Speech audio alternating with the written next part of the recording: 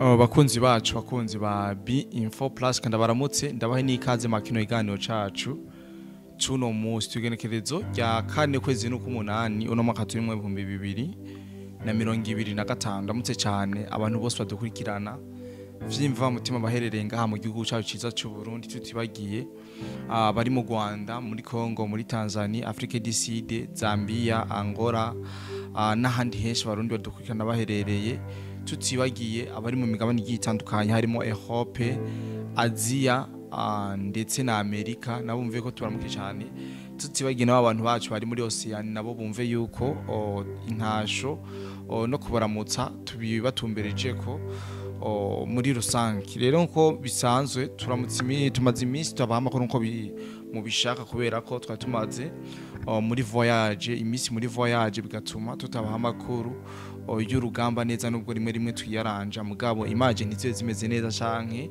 amacu ariko nko mubibona murabona twamaze kwigarukira neza na neza muri studio za B-Info Plus aho tugiye kuganira kubijanye n'umutekano mu karere muri Region de Grand Lac ndetse twibanze ahanini ngaha mu buseruko bwa leta iharanira intwaro rusangi ya Kongo nkuko mwari mubimenyereye tuba turi mu musanguzi kenshi nubabwire ko akanya tutakiri kumwe ariko tutari kumwe ariko mu bindi biganiro zo kuba turi kumwe kugira ngo tubabwire bigiye bitandukanye ibishasha biba bigezweho mu vy'umutekano na politike yesi uko bisanzwe nije Cody de Black muri kumwe kuri micro nije mugiye kubana no mu kino kiganiro tugiye kuyagana cyane ivyaranze ino weekend ku kibazo c'umutekano aha muri leta iharanira intwaro rusangi ya Kongo. Woba wifuza gukorera hanze y'igihugu hariho benshi tumaze gufasha kuronka akazi muri Dubai. Woba wifuza kuba muri bo biroroshe cyane tubafitiye ubuzi bukurikira ubwubatsi construction ubushoferi driving gushikana ibintu ku mukiriya delivering gukora mu bubiko bunini bw'amasosiyete warehouse gucunga ingo amasosiyete n'ibindi abo twita abasecurity n'ibindi hejuru y'ivyo tubafasha kuronka visa mu buryo bunyarutse kandi bworoshe mufise ico mubaza twakure kuri +971 50 88 13 005 canke +257 79 90 29 73 kuronka akazi muri Dubai biroroshe kandi biranyaruka hasigaye amahitamo yawe anagenda babwira ku myigaragambyo y'abakongomani basanzwe baba mu bihugu vya Burayi bamaze imisi ariko barakora aho igaragaza akababaro k'ubwicanyi abakongomani bene wabo bariko barakorerwa na leta y'u Rwanda niko bayivuga muri rusange aho bona yuko bari bafise ibimenyetso vy'amaraso canke impuzu bari bambaye bari bazisize ibintu vy'amaraso kugira kuko ngo bikunde bagaragaze akababaro bafise mu gihe abakongomani bagenzi babo bashiki babo bamama babo basanzwe bari muri Kongo ariko baricwa nka kujya kw'imene murumva yuko ari ibintu bimeme cyane ni gihe neza na neza muri Rucuru inyeshamba za leta y'u Rwanda RDF baheruka gukora ubwicanyi ndenga kamera niko no bivuga aho bashoboye kwica abakongomani barenga 176 murumva yuko bari abantu benshi cyane ari ibintu bibereye ahantu hamwe ngaha muri Rucuru murumva yuko abakongomani 176 bashoboye guhitanwa n'izinyeshamba za RDF canke uno musoro witwaje ibigwanisho wa leta y'u Rwanda ndetse na M23 murumva yuko aba bakongomani byo badira atari busema koko barababaye bimwe bitagira uko bingana iko ivyo bikaba bishikirizwa na raporo yatanzwe na ONU yuko muri Rucuru abantu barenga 176 bashoboye kuhasiga ubuzima tubandanye n'amakuru yacu ku munsi w'ejo FARDC ikaba yinjiye Cese mu gace bitwa muri Dala na gace kari muri centre ya Ituri ni ibintu vyashoboye gutera ubwoba abene gihugu basanzwe batuye muri ubwo burere tugira tubanze kubamenyesha ko aho muri Ituri hasanzwe hari umutwe witwaje ibigwanisho wa Kodeko abenshi imbere bavuga ko ari na M23 wayo baje mu ishusho ya Kodeko kugira ngo ibashe gukora ubwicanyi mu bene gihugu gukora isahura n'ibindi aha rero ku munsi w'ejo niho abasirikare ba FARDC abasirikare ba leta ya Kongo bashobora kuhashika ari benshi cyane. Nababwiye ko ari ibintu byatumye abene igihugu baho bagira umutima hagaze, bashobora kwibaza ati ibintu bigiye kugenda gute, bigiye kurangira gute, ko tubona yuko hasa n'ahagomba kubera imigwano idasanzwe. Navyo biri mu byo tuzoguma tubazanira tumenye ico bacabajanye koko, mu gihe tubasanzwe tuzi yuko hariho abasirikare ba UPDF bari basanzwe bacunze umutekano muri ako gace, ariko urumva yuko na FARDC iriko irahongereza ingabo mu buryo budasanzwe.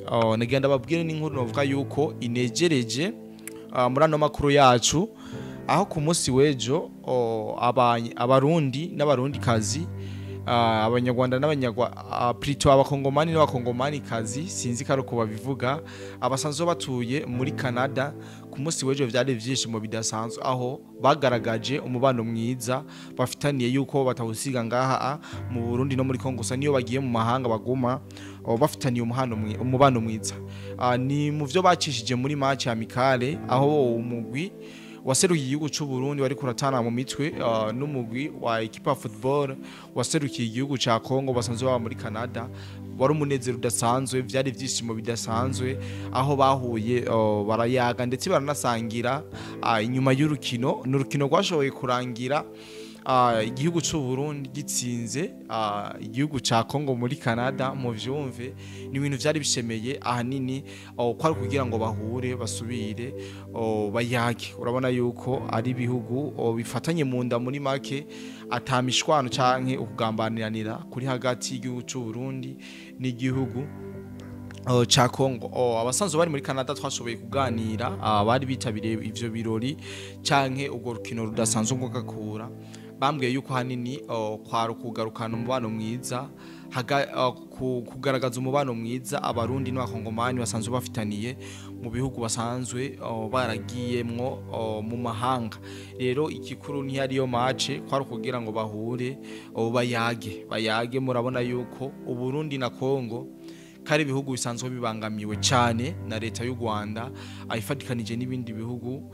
Bisobanura yuko mu gihe mubonye umwasi ababanka mudaciye mu mwungu bumwe, mugaca mwicamwo kabiri, ibintu vyoba bibi. Rero ibi ni ibintu vyiza vyerekana yuko abarundi n'abakongomani koko bakundanye atari bimwe vya mpemuke ndamuke canke ari uguprofitana ku mpande zigiye zitandukanye. Mu nkundire dusimbire muri Walungu, mu migwano yahabereye ku munsi w'ejo, bavuga yuko prise ya Robert tiwe par le wazalendo.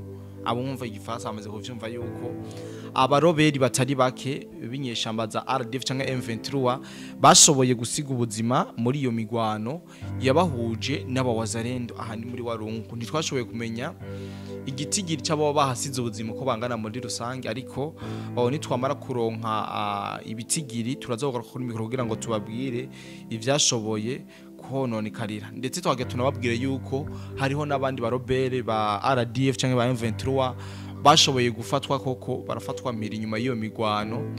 Twagira tunababwire yuko abakeneye amafoto dushobora kubaha ayabafashwe bizonyeshamba.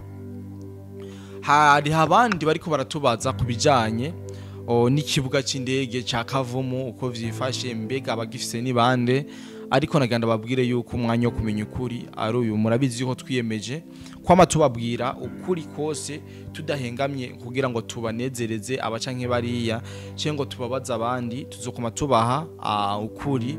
Ntituzotinya kubabwira ukuri ngo motife ngo mwobabarano, tuzogerageza kugira ngo tubashe kubabwira ukuri, kuko nta mpamvu yo kubabwira ibinyoma bibanezereza. Tufa tubabwira ukuri mukakumva nk'ukuri. Yes, benshi bako baratubaza ibijanye n'ikibuga c'indege cya Kavumu, abo bagifise ukanya tuvugana, ariko naganda babwire yuko uno mwanya tuvugana ikibuga c'indege cya Kavumu gifiswe n'inyeshamba za RDF canke M23.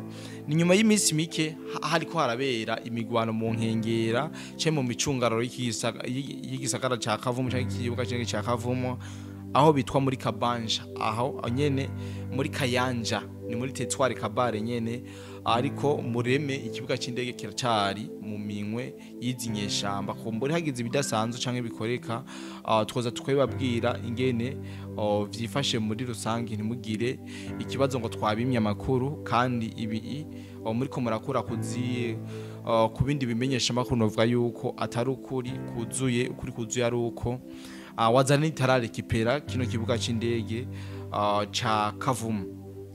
Tukiri ngaha nyene muri Sud Kivu mu gace bitwa Kunya M23 yongeye kubahendesha amafaranga babicishije ku murongozi wabo.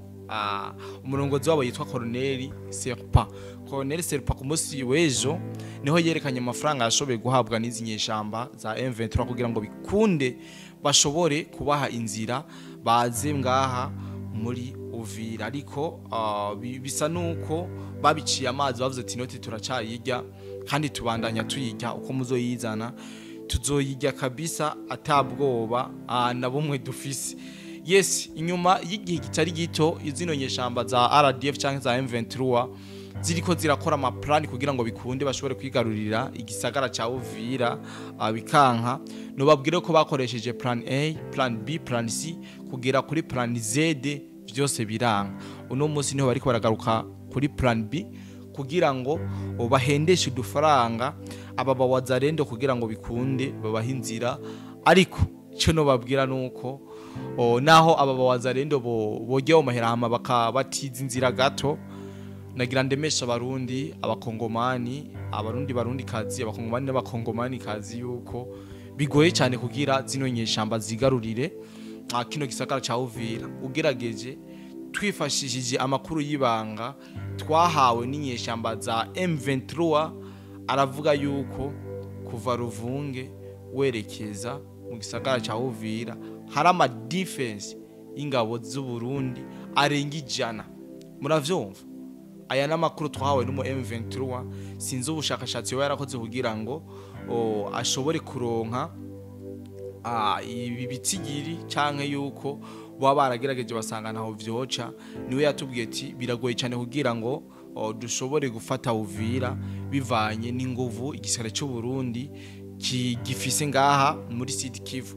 Rero niwe yashoboye kudubitubwira, ntavyo twari tuzi, nta n'ivyemeza tubifitiye, mugaye yaratubwiye yuko ama defense arenga 100 yoba hari kuva Ruvunge kugera muri Uvira. Rero mutekane, ntabwo Uvira irikira batombe nuko abandi birigo barayitombesha, ariko muze mwibuka iyo mwumvise ko Uvira tombe yuko Uvira bayetombe kuva muri Fevrier. Ubu turi hafi kwinjira mu mwaka wa 2026.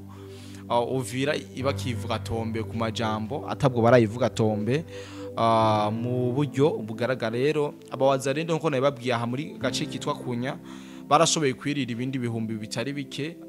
Kumbure abashaka video bariko barerekana mu mafaranga turashobora kukabaha kugira ngo babone yuko ari ukuri kuzuye, ni akuri kuzuye. Twaga tunababwire yuko Walungu iri hafi y'igisagara ca Kavumu.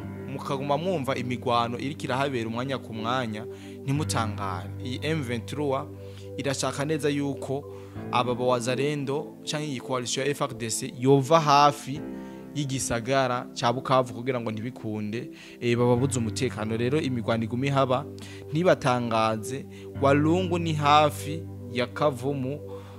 Niho ku munsi imbere weje ku munsi wa gatondo hongeye kuzanwa abasirikare benshi ba FARDC na wazarendo. Rero ntimuze gutangara mwumvise basubiye gutana mu mitwe. N'ubu turavugana ngo batanye mu mitwe, ariko turaza kubabwira ngene bimeze amasaha namara kwigera imbere ko turacari mu masaha ya saa 6 saa hindwi. Turaza kubabwira ukuri kwavyo, ariko mumenye yuko Warungu FARDC na wazarendo bariko barahongerezwa mu buryo budasanzwe. Rero mbona yuko twabanza kuba turayaza ibi imbere yuko umusisangozi wacu ashika muri studio, ariko ngira nshimire cyane vyimva mutima abantu bose twabanye makino kiganiro kuva ku munota wa mbere kugirana n'ubu.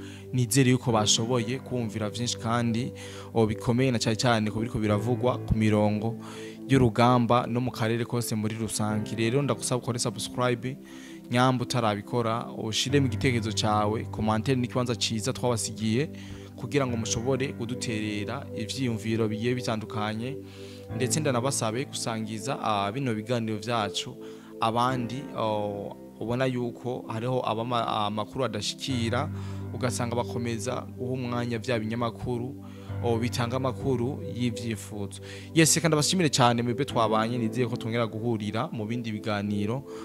Jewe mwari ko murabana kuri micro za Binfo ni Cody the Black. Ciao ciao.